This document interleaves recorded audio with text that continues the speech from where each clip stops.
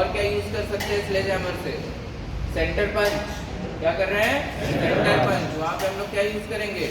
Sledge hammer. उसके बाद बात करते हैं सॉफ्ट हैमर की। ये है सॉफ्ट हैमर और ये है आपका मैलेट हैमर, रबड़ मैलेट। ये क्या है? सॉरी, ये है सॉफ्ट हैमर और ये क्या है? Wooden mallet. ये रबड़ का भी होता है। किसका होता है? रबड़ का भी होता है। और ये हार्ड प्लास्टिक, इसका मटेरियल क्या होता है? टेफ्लॉन। कौन सा मटेरियल होता है? टेफ्लॉन का। ये जो रबड़ है ये टेफ्लॉन मटेरियल होता है। इसको आप चेंज भी कर सकते हो। तो इन दोनों से हम लोग ऐसी जगह स्ट्राइक करते हैं जहाँ पे हमारा वर्कपीस डैमेज ना हो। बट दोनों में डिफरेंस क्या है? पहली चीज़ तो ये किसका होता है? रबड़ का, सॉरी टेफ्लॉन का, हार्ड प्लास्टिक का। और मैलेट हैमर किसका होता है? या तो लकड़ी का होगा या तो रबड़ का होगा। किसका होगा? लकड़ी का या तो रबड़ का होगा। तो जो मैलेट हैमर होता है उसका हम लोग यूज़ करते हैं जैसे आपका बियरिंग चढ़ाना हो शाफ्ट के ऊपर। बियरिंग अगर शाफ्ट के ऊपर चढ़ाना हो, वो हल्का सा स्लैंट हो रहा हो, प्रॉपर जा ना रहा हो, टैपर हो रहा हो, तो आप थोड़ा थोड़ा स्ट्राइक करके उसको सही से फिट कर सकते हैं। दूसरा कहाँ पे? कहीं किसी जगह पे आप बोल्ट लगा रहे हो, वो थोड़ा सा स्लाइटली टैपर जा रहा है, तो उस जगह पे भी आप हल्का स्ट्राइक करके उसको बैठा सकते हो। सॉफ्ट हैमर का यूज़ कहाँ करते हैं? जहाँ पे आपका, sorry mallet hammer, soft hammer का कहाँ पे यूज़ करते हैं? जहाँ पे आपको मैलेट से ज़्यादा स्ट्राइक की ज़रूरत हो। मैलेट से ज़्यादा स्ट्राइक की ज़रूरत हो, ऐसी जगह पे हम लोग किसका यूज़ करते हैं? सॉफ्ट हैमर का। अब जो मैंने एग्जांपल दिया था कि बोल्ट को अगर हमें सही जगह पे बैठाना है तो वहाँ पे हम लोग सॉफ्ट हैमर यूज़ करते हैं। लेकिन कभी कभी सॉफ्ट हैमर काफ़ी स्लाइट स्ट्राइक पड़ता है, तो उसके लिए हम लोग क्या यूज़ कर लेते हैं? Mallet hammer. उसके लिए हम लोग क्या यूज़ कर लेते हैं? Mallet hammer. क्लियर है? इन दोनों में दोनों को यूज़ किया जा सकता है, बट एक जगह हल्का स्ट्राइक और उससे ज़्यादा स्ट्राइक के लिए सॉफ्ट हैमर। क्लियर है? इसके बाद आता है आपका ball pin hammer. Ball pin hammer का यूज़ होता है जहाँ पे आपको गैस्केट बनाना हो, उसके बोल्ट होल पे होल करना हो। इसके अलावा कोई मेटल शीट है उसको राउंड शेप में फोल्ड करना हो, तो वहाँ पे हम लोग क्या यूज़ करते हैं? Ball pin hammer. उसके बाद आता है आपका क्लॉ हैमर। क्लॉ हैमर का यूज़ कहाँ होता है? नेल्स को निकालने के लिए। इस तरफ से नेल्स को निकाला जा सकता है और इस तरफ से स्ट्राइक करके उसको वापस से फिट किया जा सकता है। तो नेल निकालने और लगाने के लिए हम लोग क्या यूज़ करेंगे? Claw hammer. क्लियर है? ये दोनों हमारा क्या है? Chipping hammer. क्या है? Chipping hammer. चिपिंग का काम होता है remove the rust, remove the paint, remove the flux from the welding surface, from the welding surface. तो वेल्डिंग के लिए हम लोग इस वाले चिपिंग हैमर का यूज़ करते हैं। उस पर स्ट्राइक आएगी, वाइब्रेशन आएगा, तो उसकी वजह से यहाँ पे क्या लगा होता है? स्प्रिंग लगा होता है जो कि वाइब्रेशन को एब्जॉर्ब कर लेता है। ये है हमारा चिपिंग हैमर जो कि हम लोग मेटल सरफेस से पेंट या रस्ट को निकालने के लिए यूज़ करते हैं। क्लियर है? अब थोड़ा ध्यान दीजिएगा। अगर ये साइड हम हटा दें, ये साइड हटा दें, इस साइड हम लोग क्या करते हैं? इस तरीके से फ्लैट सरफेस दे दें। क्या दे दें? Flat surface. तो इस तरफ हो जाएगा फ्लैट सरफेस, इस तरफ हो जाएगा शार्प एज। क्या हो जाएगा? Sharp edge. अगर ये शार्प एज हैंडल के पैरेलल अगर चल रहा है, कैसे चल रहा है? पैरेलल, तो ये हमारा हो जाएगा स्ट्रेट पिन हैमर। क्या हो जाएगा? Straight pin hammer. लेकिन कंडीशन एक ही है, एक तरफ शार्प एज, एक तरफ फ्लैट फेस, और जो शार्प एज होगा वो हैंडल के पैरेलल होगा। इसी को हम घुमा दें, अगर इस तरफ हो जाए आपका फ्लैट फेस और दूसरी तरफ शार्प एज, लेकिन हैंडल को वो काटे, इसकी जो शार्प एज की लाइन होगी वो हैंडल को क्रॉस करे, तो ये हो जाता है क्रॉस पिन हैमर। क्या हो जाता है? Cross pin hammer. क्लियर है? दोनों अलग अलग चीज़ें। Doubt clear? उसके बाद क्या स्टार्ट किया जाए? File. There are several types of file we have. ये आपके तीनों क्या हैं? Flat file. ये तीनों क्या है? Flat file. फ्लैट फाइल भी तीन टाइप का होता है। एक होता है बास्टर्ड, सेकंड कट और fine cut. Bastard, second cut और फाइन कट। बास्टर्ड कैसे पहचानेंगे कि बास्टर्ड है कि सेकंड कट है कि फाइन कट है? इसके जो टीथ है इसके बीच के आपको गैप को देखना है। अगर गैप बहुत ज़्यादा है as compare to other two, files, तो वो हमारा हो जाएगा बास्टर्ड फाइल। अगर गैप इससे कम है, बास्टर्ड से कम लेकिन फाइन कट से ज़्यादा, तो वो हमारा है सेकंड कट फाइल। और जो तीसरा है सबसे स्मूथ फाइल जिसे बोलते हैं, फाइन कट फाइल बोलते हैं, उसमें जो टीथ के बीच का गैप होगा वो कम होगा। अब इन तीनों में डिफरेंस क्या है? आपको सपोज 4 mm कम करना है, क्या करना है? किसी वर्कपीस से आपको क्या करना है? 4 mm, 4 mm, 3 mm, 2 mm कम करना है। बट आप फाइन कट फाइल ले लोगे तो इससे टाइम ज़्यादा लगेगा। तो आपको क्या करना है? बास्टर्ड या सेकंड कट फाइल लीजिए, उसमें आपको मटेरियल रिमूवल रेट ज़्यादा मिलेगा, मटेरियल रिमूवल रेट ज़्यादा मिलेगा as compare to second cut and fine cut. तो आप इमीडिएटली ज़्यादा मटेरियल रिमूव कर देंगे और जब फाइनल 0.12 mm बचे तब आप क्या करिए? फाइन कट फाइल लीजिए और उससे फिनिशिंग करिए। उससे क्या करेंगे? फिनिशिंग करेंगे, तो हमें final filing phase flat surface मिल जाएगा। क्लियर है? फ्लैट सरफेस चेक किससे करते हैं बेटा? Try surface. किससे करते हैं? कोई वर्कपीस लाया है? अब जैसे ये हमारा वर्कपीस है, आपको कैसे चेक करना है? एक साइड जो भी एकदम प्लेन हो उसको आपको रेफरेंस बनाना है और इसको ऊपर स्लाइड करना है। और जब आप स्लाइड करके लेके जाएंगे तो अगर फाइलिंग फेज और ट्राई स्क्वायर स्केल के बीच में गैप है तो अभी आपकी फाइलिंग नहीं हुई है प्रॉपर। अगर गैप नहीं है तो आपकी फाइलिंग प्रॉपरली हो गई। तो ट्राई स्क्वायर का यूज समझ में आ गया? बट ये ध्यान रखिएगा, अगर आप सिर्फ इसको मिलाएंगे तो गैप नहीं मिलेगा, तब आपको लगेगा कि सही है। आपको किसी रेफरेंस से 90 डिग्री, किसी लाइन के रेफरेंस से 90 डिग्री है, वो अकेले सिंगल लाइन 90 डिग्री में हो सकता है। कोई एक आपको हॉरिजॉन्टल लाइन भी चाहिए जो उसको क्या करे? सपोर्ट करे। तो ये आपकी जो लाइन है ये आपको सपोर्ट करता हुआ जाएगा और अब आप देखोगे तो यहाँ पे गैप दिख रहा है, तो वो आपका अभी फाइलिंग सही नहीं है। तो ये आप चेक करने के सरफेस 90 डिग्री है कि नहीं है, इसको चेक करने के लिए हम लोग क्या यूज़ करते हैं? Try square. वापस से हम लोग बैक टू फाइल आ जाते हैं। फाइल का यूज़ क्या होता है? फ्लैट सरफेस करना, शेप प्रोवाइड करना। कहीं पे आपका कॉर्नर शेप है, इस टाइप का शेप है, इसको हमको क्या करना है? राउंड शेप में कर देना है, तो शेप प्रोवाइड कर सकते हैं। कोई टूल आपका क्या है? शार्प नहीं है। कोई टूल आपका क्या है? शार्प नहीं है, उस टूल को आप शार्प कर सकते हैं by the help of file. Extra material remove कर सकते हैं। क्लियर? तो नॉर्मल जगह पे फ्लैट सरफेस पे हम लोग क्या यूज़ करेंगे? Flat file. अगर राउंड होल है, कोई ड्रिल किया हुआ होल है, उसको इनलार्ज करना है, बड़ा करना है, तो you can use the round shape file. Round shape file. Half round shape होगा तो half round file you can use. कैसे पहचानेंगे राउंड है हाफ राउंड है? आप आगे से देखोगे इसका cross sectional view, cross sectional view, तो ये आपको हाफ राउंड जैसा दिखेगा और ये आपको राउंड जैसा दिखेगा। इसी तरह आप ट्रायंगुलर शेप में फाइल कर रहे हैं, कहीं पे वी शेप में फाइल करना है, at that place you can use the triangular file. At that place you can use the triangular file. इसको भी आप सामने से देखोगे तो ट्रायंगल शेप दिखेगा, दिख रहा है? Yes sir. इससे आप इसको पहचान सकते हैं। कोई स्क्वायर शेप में फाइल करना है तो we have a square file, we have a square file. आप स्क्वायर फाइल को भी इसके आगे के क्रॉस सेक्शनल व्यू से आप इसको पहचान सकते हैं। क्लियर है? उसके बाद लास्ट हमारा फाइल में आता है निडल फाइल। निडल फाइल में भी आपको सारे शेप मिलेंगे, फ्लैट भी मिलेगा, ट्रायंगुलर भी मिलेगा, राउंड भी मिलेगा, हाफ राउंड भी, स्क्वायर भी। इसका यूज़ कहाँ करते हैं? जैसे आपने कोई स्क्वायर शेप में फाइल किया लेकिन कॉर्नर्स बच गए, क्या हो गया? कॉर्नर्स बच गए। तो कॉर्नर्स एरिया पे आपको फाइल करने के लिए you can use the needle file. इसी में एक आता है diamond coating needle file. Glass वगैरह पे फाइलिंग करना हो तो ग्लास पे आप लोग जानते होंगे कि डायमंड का यूज़ होता है, डायमंड का यूज़ होता है। जहाँ ग्लास कटिंग होती है, गॉगल्स, स्पेक्टिकल्स बनते हैं, वहाँ पे उसके जो टूल होते हैं उसमें क्या यूज़ होता है? डायमंड कोटिंग यूज़ होती है। तो निडल फाइल भी, ये मेटल निडल फाइल है, वो डायमंड कोटिंग निडल फाइल होगा, तो उससे आप ग्लास पे भी फाइलिंग कर सकते हैं। क्लियर है? इसके बाद प्लायर्स की बात करते हैं तो there are different types of plier. This is the combination plier, high leverage combination plier. इससे आप आगे वाले हिस्से से होल्ड भी कर सकते हैं और नट बोल्ट भी जनरली लोग घरों पे इसी से टाइट कर लेते हैं। ऑलराउंडर है, स्ट्राइक भी कर लेते हैं, ठीक। लेकिन शिप पे ये सब नहीं चलेगा, हर चीज़ के लिए एक प्रॉपर टूल है। इससे आप वायर कट कर सकते हैं, ग्रिप कर सकते हैं, होल्ड कर सकते हैं। क्लियर है?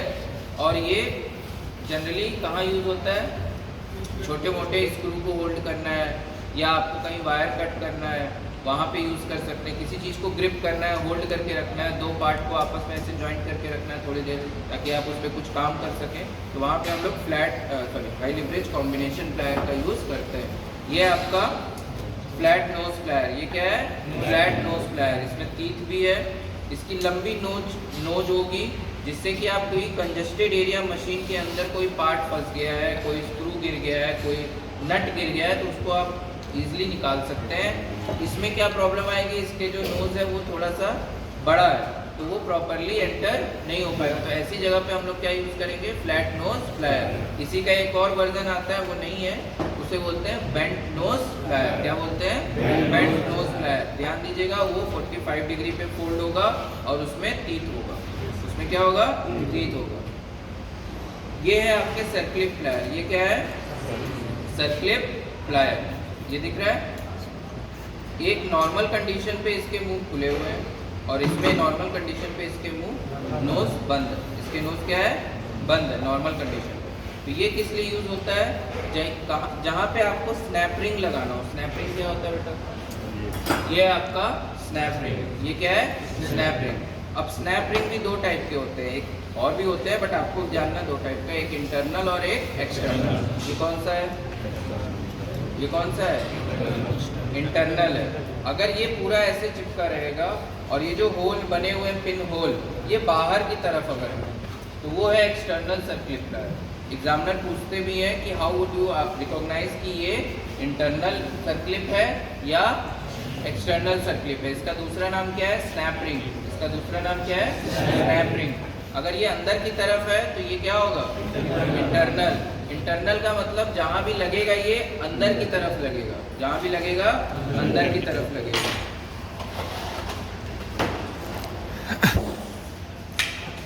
इस जगह पे आप देखेंगे एक स्नैप रिंग लगा हुआ है, ये आउटर सर्किल। यहाँ पे देखिए इसके जो पिन होल है वो बाहर की तरफ है, दिख रहा है? इसके जो पिन होल है वो बाहर की तरफ है। क्लियर? तो ये क्या हो गया हमारा? Outer circle. क्या हो गया? Outer circle. और वो कौन सा था? ये है इनर सर्किल। इनर सर्किल अब ये बाहर से लगा हुआ है। ये वाला सर्किल एक्सटर्नल सर्किल कहाँ लगा हुआ है? शाफ्ट के बाहर की तरफ लगा हुआ है। ये कहाँ लगेगा? कहीं पे अंदर की तरफ अगर फंसाना है तब आपका कहाँ पे? इंटरनल सर्किल का यूज करेंगे। तो ये कैसे लगेगा? ये फैल के लगेगा या कंप्रेस करके लगेगा? कैसे लगेगा? कंप्रेस करके। तो ये वाला जो प्लायर है इसको ध्यान से देखिए, यहाँ लगाएंगे हम और इसको क्या करेंगे? कंप्रेस करेंगे। तो ये कौन सा हो गया? Internal circle plier. कौन सा हो गया? कौन सा हो गया? ये वाला हो गया जिसके नॉर्मल कंडीशन पे जॉ खुले रहे, वो हो गया इंटरनल सर्किल प्लायर। क्योंकि इसको जब लगाओगे आप तो क्या करोगे? कंप्रेस करके लगा करके छोड़ दो, तो ये क्या है? अपनी जगह पे बैठ जाएगा। और ये वाला जो है इसको आप लगा करके क्या करना पड़ेगा? फैलाना पड़ेगा, एक्सटेंड करना पड़ेगा, तब वो बाहर निकलेगा, क्योंकि अभी वो बैठा हुआ है।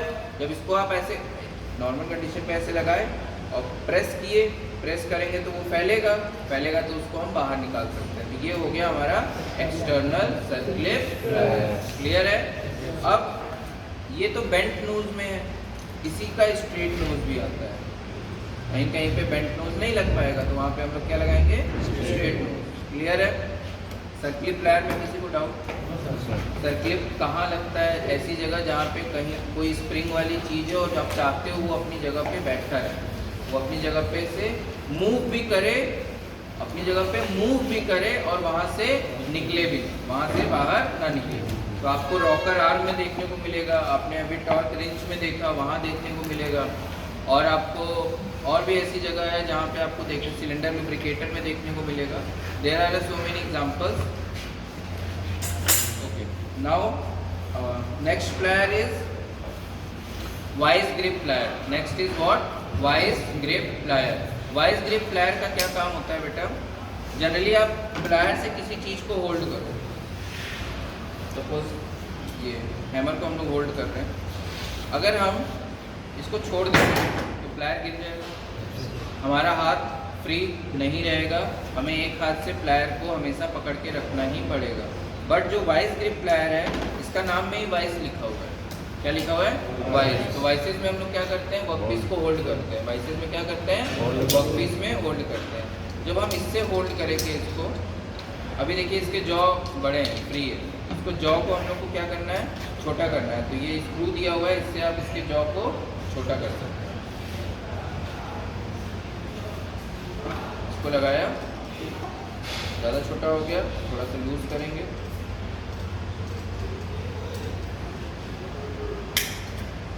अब क्या है, इसको हम पकड़ें, कुछ भी करें, ये नहीं निकलेगा प्लायर, ये प्लायर नहीं निकलेगा। तो अभी आपका दोनों हाथ फ्री है, आप इस पे काम कर सकते हो, अपने वर्कपीस पे काम कर सकते हो। तो इसलिए इसका क्या नाम है? Vice grip plier. अगर इसको डिटैच करना है वापस से, तो ये दिख रहा है लीवर छोटा सा, ये वाला लीवर, इसको क्या करेंगे हम लोग? प्रेस करेंगे, निकल जाएगा। क्लियर है? Is this clear to everyone? फिर से देखो एक बार, इसको लगाया यहाँ पे और इसको प्रॉपर प्रेस कर दें। प्रेस कर दिया, अब ये नहीं निकल रहा है। इसको ओपन करने के लिए यहाँ पे ये जो लीवर लगा है, इसको क्या करेंगे?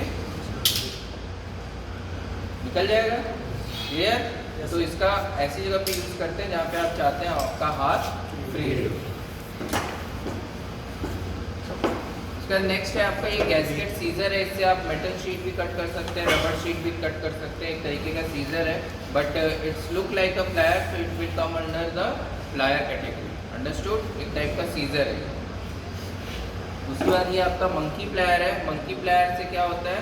मंकी प्लायर भी also kind of the combination plier, but इसकी जो ग्रिपिंग है मंकी प्लायर की कॉम्बिनेशन प्लायर से ज़्यादा अच्छी है। दूसरी चीज़, आप कॉम्बिनेशन प्लायर से कोई राउंड वर्क पीस को होल्ड कर रहे हैं तो वो स्लिप करेगा, लेकिन जब आप मंकी प्लायर से पकड़ रहे हैं, होल्ड कर रहे हैं, तो वो स्लिप करने के चांसेस कम है। उसकी ग्रिपिंग अच्छी है as compare to combination plier. Clear है? This is known as monkey plier.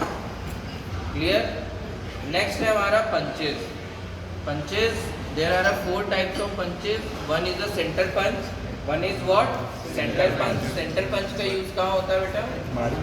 Marking करने के लिए। जैसे आप ड्रिल करने जा रहे हो तो वहाँ पे क्या करोगे? सेंटर पंच वर्कपीस पे रख करके स्ट्राइक करोगे, ताकि जो ड्रिल बिट है, ये आपका ड्रिल बिट है, ड्रिल बिट के आगे वाले जो पॉइंट है वो वर्कपीस पे प्रॉपर लाई करे, पॉइंटेड रहे, वो स्लिप ना करे। इसके लिए हम लोग क्या यूज करते हैं?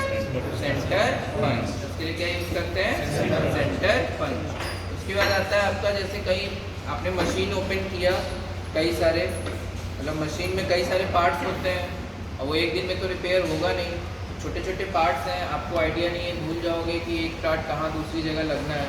तो उस पर हम लोग 1 1 2 2, घर पे भी आप कोई सामान खरीदते हो ऐसा जो डिटैच होके आता है, उस पर भी मार्किंग की होती है कि 1 वाला 1 के साथ लगेगा, 2 वाला 2 के साथ। तो ऐसी कोई मार्किंग करनी हो हमें, तो हमारे पास नंबर सीरीज़ भी है और अल्फ़ाबेट सीरीज़ भी है। तो लेटर पंच, अगर लेटर रहेगा तो वो लेटर पंच हो जाएगा और नंबर रहेगा तो वो नंबर पंच हो जाएगा। कैसे मार्किंग करना है? सिंपली कोई भी आप अल्फ़ाबेट ले लो, कोई भी आप अल्फ़ाबेट ले लो, वर्कपीस है ना बेटा, ये ए है, ए को हमें इस पे क्या करना है? वर्कपीस पे क्या करना है?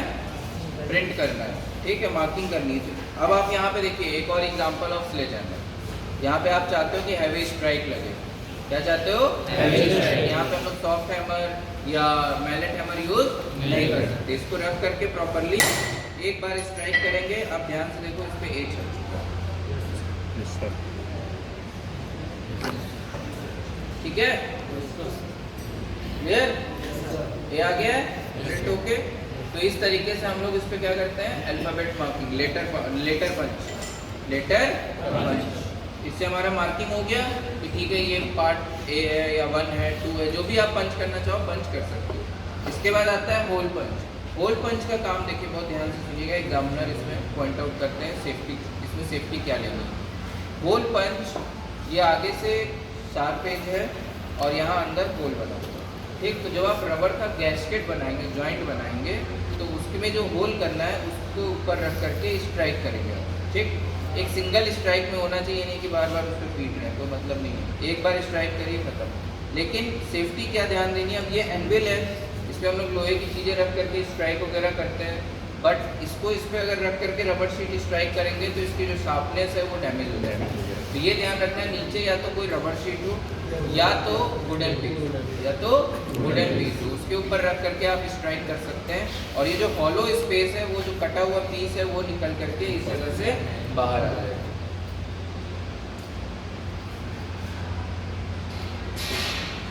इस तरीके से ये रबर का शीट बाहर आ जाएगा। क्लियर है? तो these are the 4 punches which is used for the marking on workpiece, clear है? उसके बाद हम लोग बात करते हैं डुप्लीकेट। ये एक तरीके का क्या है, safety device. It is use for tightening the hose मतलब जहाँ से वाटर, जो आपका जो पाइप है, बड़े क्लैम्प भी होते हैं, आपने सिंचाई करते हुए देखा होगा, 2 पाइप्स को जब जोड़ते हैं तो एक क्लैम्प लगाते हैं, that is also what, duplicate. उससे आपका क्या होता है, लीकेजेस नहीं होता है, वो 2 पाइप ज्वाइंट रहता है। इसको कहाँ यूज़ करते हैं डुप्लीकेट को, जैसे आप ऑक्सीजन एसिटिलीन की गैस वेल्डिंग कटिंग कर रहे हैं, तो होज जब आप रेगुलेटर से कनेक्ट करते हैं या टॉर्च से कनेक्ट करते हैं, तो वहाँ पे होज को टाइट करने के लिए हमें क्या चाहिए, क्लैम्प चाहिए। तो यहाँ पे हम लोग डुप्लीकेट का यूज़ करते हैं। इससे क्या होगा कि हमारे जो गैसेज हैं वो लीक नहीं होगा, पाइप आपका होज जो है वो निकलेगा नहीं, एक्सीडेंट होने के चांसेस कम रहेंगे and you will be safe. Clear है? Basically it is a safety device. Duplicate बनाते हैं एग्जाम में, ध्यान दीजिए। उसके बाद ये है आपका डाई, क्या है, डाई, और ये है ratchet handle, die and ratchet handle, die and ratchet handle.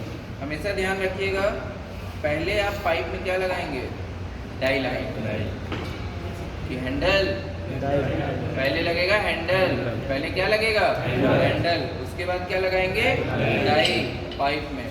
उसके बाद आपको हैंडपम्प की तरह आपको हाथ चलाना है। यहाँ पे जो येलो लीवर दे रखा है, यहाँ पे क्या दे रखा है, येलो लीवर, इससे हम लोग क्या करते हैं, रोटेशन को चेंज करते हैं, क्लॉकवाइज घुमाना है या तो एंटी क्लॉकवाइज। जब आपको थ्रेड बनाना है उस समय कैसा घूमना चाहिए, क्लॉकवाइज डायरेक्शन में। कैसा घूमना चाहिए, क्लॉकवाइज डायरेक्शन में। और जब आपको उसको निकालना होगा डाई को, तो एंटी क्लॉकवाइज डायरेक्शन। किस डायरेक्शन में, एंटी क्लॉकवाइज डायरेक्शन। इससे हम लोग क्या बनाते हैं, पाइप पे एक्सटर्नल थ्रेड बनाते हैं। किस पे बनाते हैं, पाइप पर एक्सटर्नल थ्रेड बनाने का काम कौन करता है, डाई एंड रैचेट हैंडल। और अगर राउंड बार पे बनाना होगा तो, राउंड बार पे बनाना होगा तो हमारे पास होता है डाई एंड डाई नट। ये है डाई, ठीक। अब ये कैसे पहचानेंगे कि सर ये पाइप में बनेगा या राउंड बार पे बनेगा, हाउ डू नो।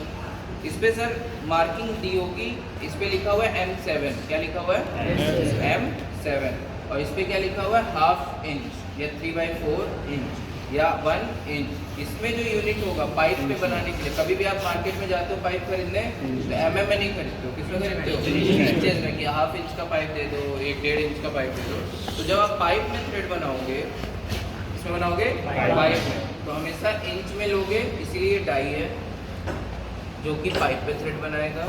और इसमें M7 लिखा है, मतलब MM में 7 mm का अगर आपके पास कोई रॉड हो, क्या हो, रॉड, सॉलिड रॉड, सॉलिड का मतलब अंदर से खोखला ना हो, पूरा पूरा लोहा हो, और पाइप का मतलब अंदर से हॉलो, अंदर से हॉलो।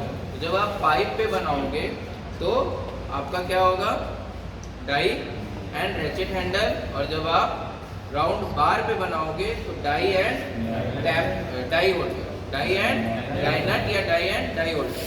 क्लियर है?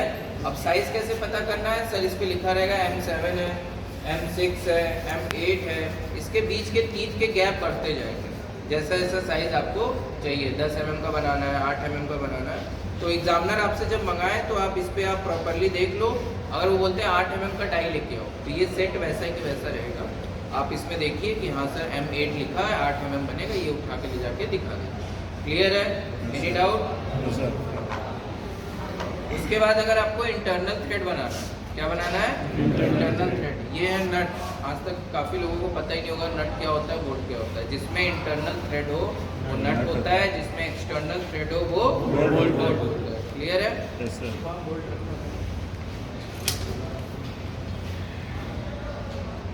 ये क्या है? बोल्ट। इसमें क्या है? External thread. ये क्या है? नट। इसमें क्या है? Internal thread. क्लियर है? बोल्ट पे अगर आपको थ्रेड बनाना हो तो हम लोग क्या यूज करते हैं? टाई एंड डाई नट। और अगर नट पे बनाना हो इंटरनल थ्रेड तो हम लोग क्या यूज करते हैं? Tap and tap holder. ये क्या है आपका? Tap. Tap and tap holder. Clear है? Tap and tap holder. इससे हम लोग क्या बनाते हैं? Internal thread. अब ध्यान दीजिएगा, एग्जामिनर इसमें क्या क्वेश्चन पूछता है। पहला क्वेश्चन, अगर एग्जामिनर बोलते हैं कि जाइए 10 mm या 8 mm का टैप करके लाइए, क्या बोलेंगे? टैप करके लाएंगे। तो ये आपको मान लीजिए वर्कपीस दिया गया और ये बोलते हैं इस पे जाइए एक 1/1 इंच पर 1/1 इंच पर 10 mm का इंटरनल थ्रेड बना के आइए। तो आपको यहाँ से एक तरफ से 1 इंच नापना है, दूसरी तरफ से 1 इंच नापना है। जहाँ पे वो पॉइंट क्रॉस करेगा उस पॉइंट पे सेंटर पंच मारना है। अब वहाँ होल तो है नहीं कि ये इंटरनल थ्रेड बना देगा, पहले क्या करना है? होल करना है। तो अब होल कितने का करना है ये कैसे पता चलेगा? तो आपको टैप लेना है 10 mm का, उसके ऊपर टैप का साइज और पिच का साइज दिया होगा। पिच बोले तो ये जो टीथ है ना, टीथ के बीच में कितना डेप्थ है और दो टीथ के बीच में गैप कितना है, वो क्या होता है? पिच। पिच का डेफिनेशन क्या कहता है? The distance travel by a nut in one revolution is called one pitch. अब ये नट है, ये बोल्ट है, इसके वो हमने एक राउंड घुमाया तो ये जितना आगे बढ़ा, जितना इसने डिस्टेंस ट्रेवल किया उतना ही क्या है? 1 पिच। तो वो जो पिच लिखा होगा या तो वो 1.5, 1.25, 1.75, 0.75, 0.25 अलग अलग साइज के टैप पे अलग अलग पिच साइज लिखा होगा। उतना आप टैप से माइनस कर देंगे, जो रिजल्ट आएगा। सपोज इसमें लिखा है M10 और पिच दिया हुआ है 1.5, तो 1.5 को 10 से माइनस करेंगे कितना आएगा? 8.5। तो 8.5 का हमें ड्रिल होल करना है, 8.5 का ड्रिल होल करना है और उसके बाद हमें टैप लेकर के टैपिंग करनी है। उसके बाद क्या करना है? टैप लेकर के टैपिंग करना है। क्लियर है? Any doubt? और अगर एग्जामिनर बोलते हैं कि 10 mm का ड्रिल करके ले तो टैप लेने की जरूरत नहीं है, 10 mm का ड्रिल लीजिए और ड्रिल होल करके दे दीजिए। मार्किंग वो बता देंगे 1 इंच पे करना है, 2 इंच पे करना है, सेंटर पे करना है, तो वो डिपेंड करेगा एग्जामिनर के ऊपर। Is this clear to everyone? Next है हमारा, अभी हम लोग थ्रेड की बात ही कर रहे थे तो थ्रेड गेज की बात करते हैं। Thread pitch, pitch gauge, thread gauge, ये दोनों ही इसके नाम हैं। ये इस तरीके का आपका टूल होगा, ठीक है? इसमें अलग अलग, ये कॉम देखते हैं, कॉम कंघी, वैसा ये बना हुआ रहेगा। इसमें हमें क्या करना है? कोई भी आप बोल्ट ले लो, बोल्ट की पिच मेज़र करनी है आपको। तो इसमें क्या है? एक एक इस पर रखना पड़ेगा, जो इस पर प्रॉपर बैठ जाए, जो इस पर प्रॉपर बैठ जाए वही हमारा क्या होगा? पिच का साइज। क्या होगा? पिच का साइज। इस तरीके से आपको एक इसमें लगा करके देखना पड़ेगा।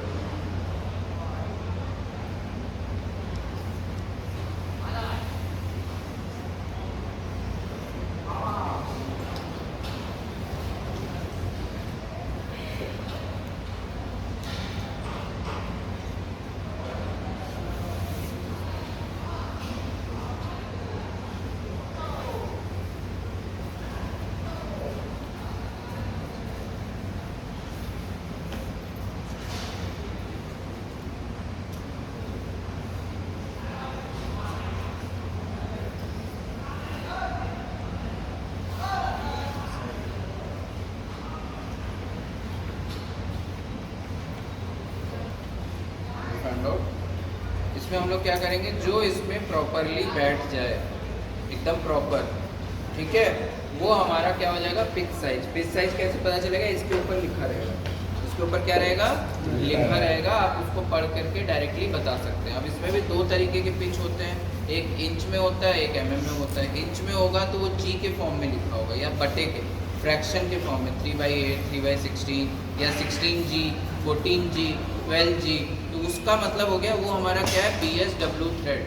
क्या हो गया, BSW thread, British standard for Whitworth. वो किस में मेजर होता है, इंचेस में मेजर होता है। किस में मेजर होता है, इंचेस में। और अगर 1.25 दिया हो, 1.5 दिया हो, 1.75 दिया हो, तो वो mm में, वो हमारा मेट्रिक थ्रेड है। वो क्या है, मेट्रिक थ्रेड। और तीसरा थ्रेड कौन सा होता है, पाइप पे, जिसको बोलते हैं BSP, British standard for pipe, British standard for pipe. Clear है, एनी डाउट?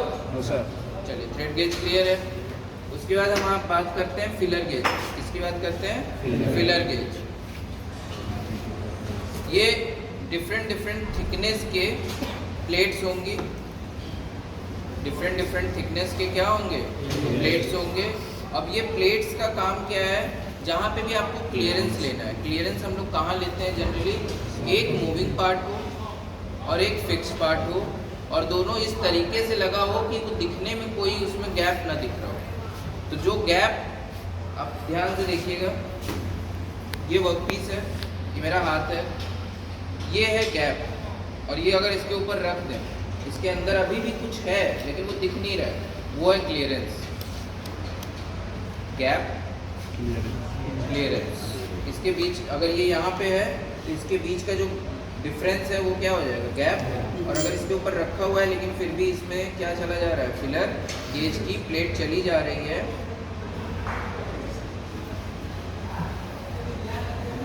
अगर चला जा रहा है तो वो हो गया clearance. But this is not a proper example. Proper example will be the, जहाँ पे एक पार्ट मूविंग हो, एक पार्ट फिक्स्ड हो। एग्जाम्पल, बियरिंग और साफ्ट के बीच का क्लियरेंस। बियरिंग है वो फिक्स होता है, साफ्ट क्या होता है, मूव करता है, तो उसके बीच का क्लियरेंस। पिस्टन रिंग और पिस्टन ग्रूव। ग्रूव जो है, ग्रूव का मतलब स्लॉट, जिसके ऊपर फिक्स है पिस्टन रिंग। तो जो पिस्टन रिंग है वो मूव करता है। पिस्टन रिंग क्या करता है, मूव करता है, कंप्रेस होता है, उसके अलावा वो मूव करता है, ठीक है। लेकिन ग्रूव क्या है, फिक्स है, उसका जो स्लॉट है एक ही जगह कटा हुआ है तो कटा हुआ है। क्लियर है, तो उसके बीच का क्लियरेंस।